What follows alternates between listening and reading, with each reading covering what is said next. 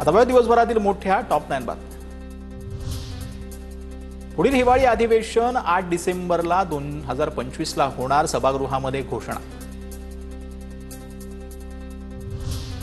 रायगडच्या निजामपूर ग्रामपंचायतीचं नाव बदललं, आता रायगडवाडी म्हणून संबोधलं जाणार, ग्रामविकास मंत्री जयकुमार गोरेंची विधानसभेत घोषणा। दिव्यांगांसाठीच्या अनुदानामध्ये 1000 रुपयांची वाढ, मंत्री अतुल सावेंचं विधान परिषदेमध्ये निवेदन, दरमहा 2500 रुपये अनुदान देण्याची घोषणा।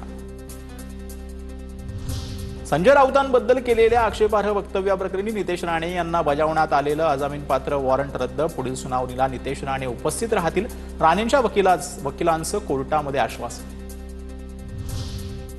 मराठा समाजाच्या वतीनं अक्कलकोट बंद पाळण्यात आला, प्रवीण गायकवाडांवरील हल्ल्याच्या निषेधार्थ बंदमध्ये जन्मेजय राजे भोसलेही सहभागी।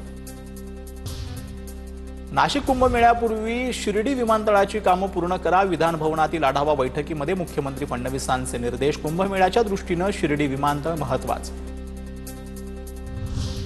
महिलांना रूढी परंपरेच्या जाळ्यातून बाहेर काढावं, महिलांना मोकळं द्यावं, सरसंघचालक मोहन भागवतांचं आवाहन।